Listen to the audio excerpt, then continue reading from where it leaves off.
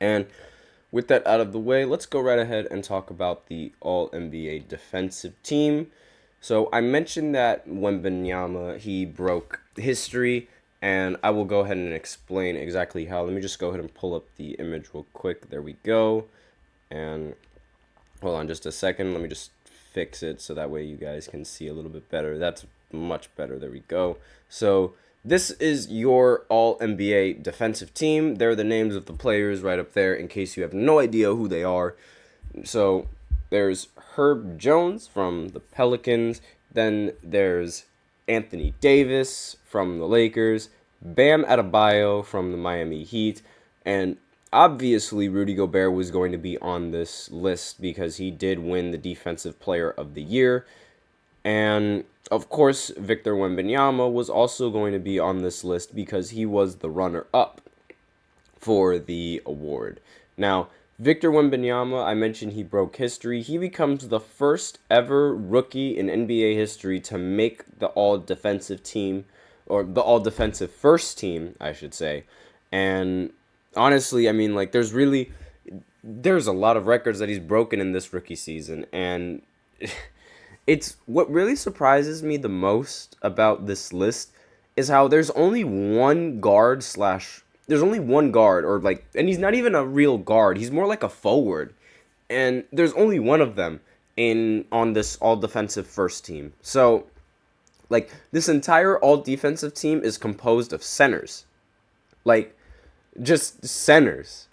And then you have Herb Jones, who's a small forward slash shooting guard, or like whatever you want to call him. I call him a small forward. And this list is literally just small forwards and centers. And even then, I mean, like, the only other forward is Anthony Davis, and some people consider Anthony Davis a center. So this entire list is just centers. I don't think I've ever seen an all defensive list where, like, an all defensive team where it was composed of just centers. I mean, there's at least one good, or like two good guards that can play defense, and it really shows like how the league has somewhat shifted from a defensive league to an offensive league, because again, usually there would be, like, there would be multiple guards slash small forwards, or point guards that would make this first team all defense, but there's absolutely none. Like, all the best defenders are centers in this league. And it really shows like how the game has somewhat shifted from a defensive game to an offensive game. Now, this is the first team. I mean, to be fair though, what other guard would you put on the first team? Like, with all due respect, there hasn't really been a guard in the I mean, heck, even Shy, he wouldn't even be selected for an all defensive team. Like, he is good. He is good on defense, but to be selected for a defensive team, not entirely sure. I mean, there's not really that many competent defenders at the guard position, or at least as competent as these players on the first team all defense. I mean, there's no need to explain how Rudy Gobert or Anthony Davis or Victor Wembanyama are competent. They basically speak for themselves. And same with Bam, honestly. But it's just he's a little bit less known, I guess you could say. Not as popular as Anthony Davis, Rudy Gobert, and Wembanyama for this selection, because it seems like Rudy Gobert gets picked almost by default every single time because he wins Defensive Player of the Year almost every single time. So unless the voters are weird, like how they were with Tyson Chandler. If you guys have no idea what I'm talking about, Tyson Chandler, he won Defensive Player of the Year, but for some reason made second team all defense. And I have no idea what happened. I don't know if he should have won Defensive Player of the Year, or if he should have just been selected first team and not win Defensive Player of the Year. Whatever your opinions are on that, I mean, like, it was a very, very weird scenario, because it's like, how can you be the Defensive Player of the Year but you only make second team all defense? That does not make any sense. Speaking of second team all defense, if I go further down, here we have a list of the all defensive second team, and this one is very guard heavy. which is again like, and now I'm getting questioned. Like, is the defensive team, is the all defensive second team just reserved for guards now? Like, is this how it's gonna work? Is this the new format? Because like, there's a lot of guards in this. There's a lot of guards on this list, and I mean, aside from Jaden McDaniels, who's a forward, a power forward, small forward. I mean, more or less a big, because he is 6'9". I mean, there's a lot of guards, and there's a lot of perimeter defenders. I'm surprised that Jalen Suggs is actually getting a lot of recognition for his defense and being on the all-defensive second team.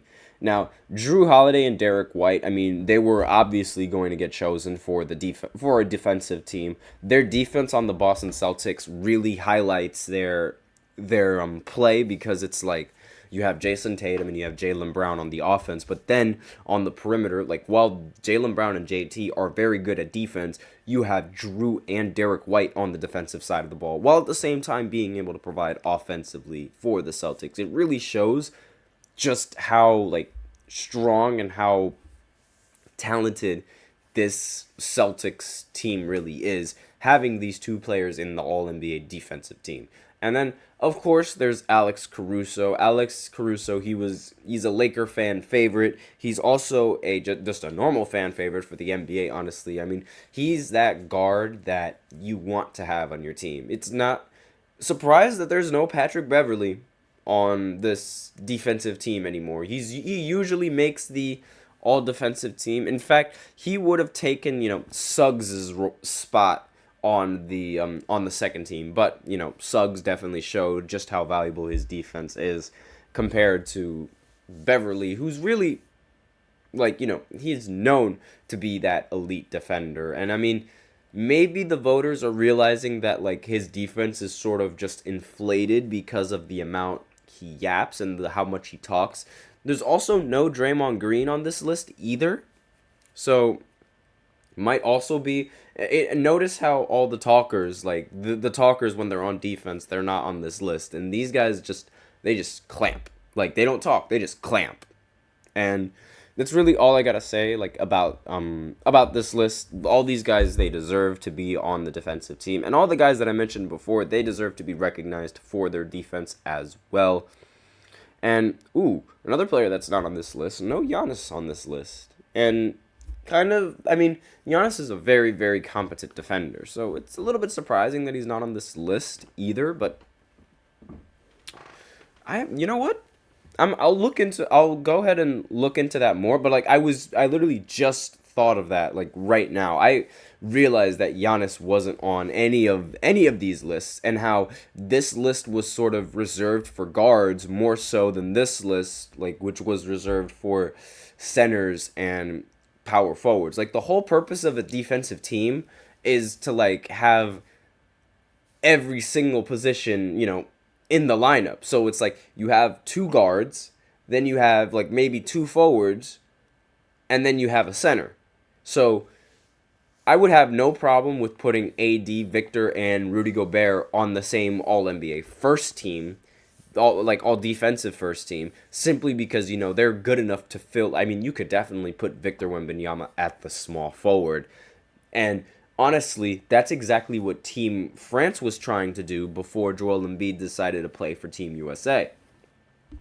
So, a lot of questions on these on the voting for this, and a lot of question on the decision making for this list. I mean, a little bit confusing to me, because it's like, why is it just centers? I mean, there's got to, like, you could definitely put, like, Drew or Derek White as guards over on this list, and then move either one of these guys over down to the second team, while keeping, Caruso and Jalen Suggs on the second team as the guards. I mean, it's like, I'm surprised how they, reserve this strictly for forwards and centers. But let me know what you guys think. Do you guys think that the list should be like, a team list, like, two guards, two forwards, and one big?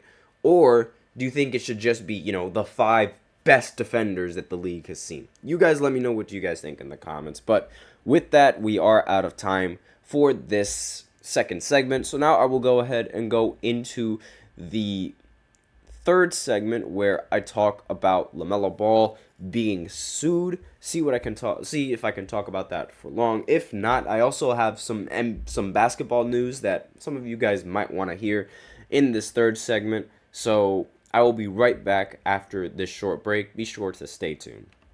Looking for your daily fix of sports talk without having to pay for it? GSMC Sports Network is available on YouTube. Just search GSMC Sports Network. Get your fix of daily sports talk shows on YouTube, absolutely free. NFL, college football, NBA, MLB, MMA, UFC, fantasy football, and so much more.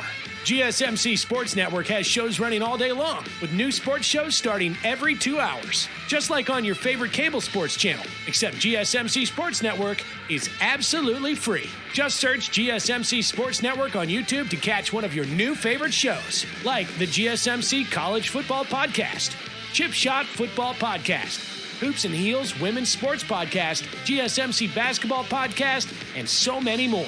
Check it out for yourself. GSMC Sports Network, now available on YouTube absolutely free.